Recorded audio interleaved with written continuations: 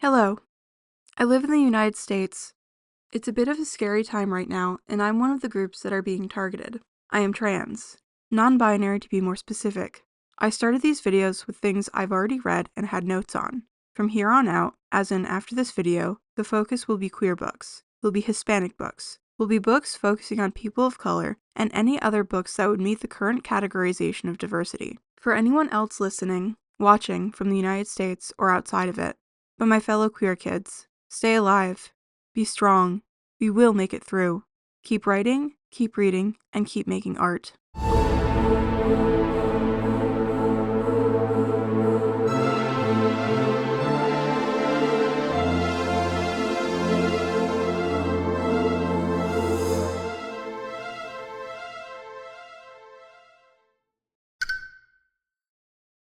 A Long Walk to Water, written by Linda Sue Park, is a dual narrative short novel that follows the stories of Salva and Naya in Sudan and beyond. Naya's parts take place in 2008, where Salva's start in 1985 during the Second Sudanese Civil War. Naya's story revolves around her getting water for her family, a task that takes all day due to scarcity, where Salvas follows his struggles through his experience in the war and following it. They do meet in the end. Salvador is a real person and Park's friend. Now that you know the background, let's discuss.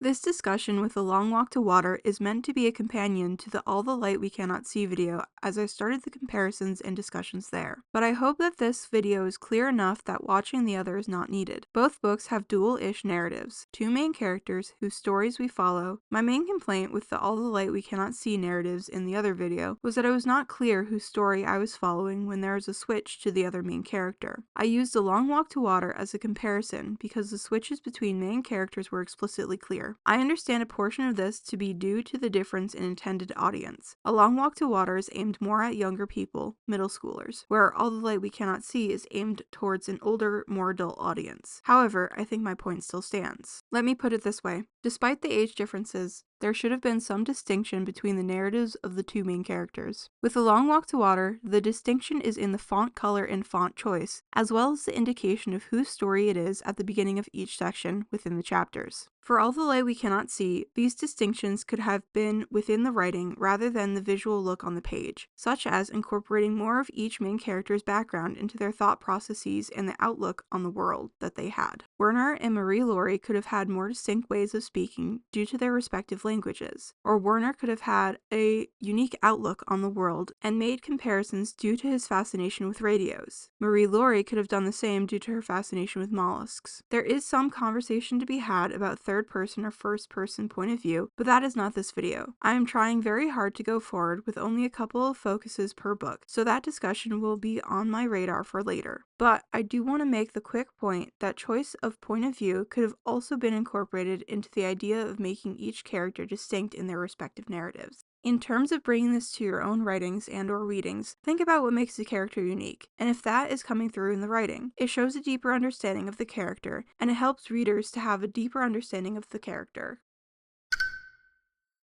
In continuing to consider dual narratives, or multiple main characters, there's one other thing I want to point out. When you have multiple main characters, they typically come together in some way. In All the Light We Cannot See, this meeting of main characters happens through the radio broadcast from Marie-Laure's uncle, and Marie-Laure meeting Werner towards the end. In A Long Walk to Water, this coming together is happening in multiple ways. The most obvious at the beginning is that both stories are happening in the same place, and that both stories somewhat center around water. At the end, both characters do meet, and we get hints of this a little bit before the big reveal as well. In Naya's narrative, she talks about the leader of the group drilling the well for her village. The boss would encourage the workers and laugh and joke with them. If that didn't work, he would talk to them earnestly and try to persuade them. And if that didn't work, he would get angry. He didn't get angry very often. He kept working and kept the others working too. In Salva's narrative, he is described as leading his group of boys. There were times when some of the boys did not want to do their share of the work. Salva would talk to them, encourage them, coax and persuade them. Once in a while, he had to speak sternly, or even shout, but he tried not to do this too often. These two details come together at the end when Naya gets the chance to talk to the leader of the group building the well. "I am happy to meet you, Naya," he said. "My name is Salva." Of course, when considering dual narratives, the end goal doesn't always have to be the two characters meeting in person, although most do. For example, there could be a situation where one character is in modern times and the other is a few hundred years past, and we get to see the modern main character learn about the past character as the reader does. There are many ways to play with tools and tropes, some more expected than others. My grammar professor said something that I think works here, that you must know the rules before you can begin breaking them. Who can write what is a long-standing conversation and argument in literary and creative circles. As I explained in the previous video, it mainly concerns questioning if someone not of a minority group should be writing about the experiences of a minority group. In All the Light We Cannot See, the argument was if Anthony Doerr should really have been writing a blind character. We can look at the same argument here. I'm going to start by bringing up a word that many of you may have already heard. That is nuance. While I don't like Grammarly for their stance on AI, I'm going to use their definition because I think it is the easiest to understand when we use the word nuance for discussions like these. Grammarly says that to say something has nuance or is nuanced suggests that it has several layers or angles of meaning, such as painting with various gradations or shades. So, to say that who can write what arguments are nuanced would be to say that there are often many angles and considerations to make. It is not a simple answer to find, and often there are many ways a person can be right. In writing All the Light We Cannot See, Doerr did do his research, but he still fell into stereotypes, and a character that is depicted as not having any agency.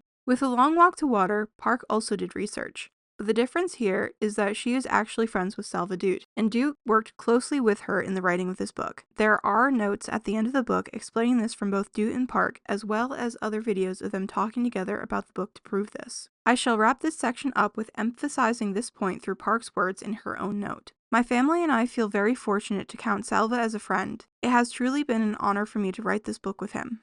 Unfortunately, I do not have a clear end to this discussion of who can write what, one way or another, because it is such a complicated topic and one that can go on for seemingly forever.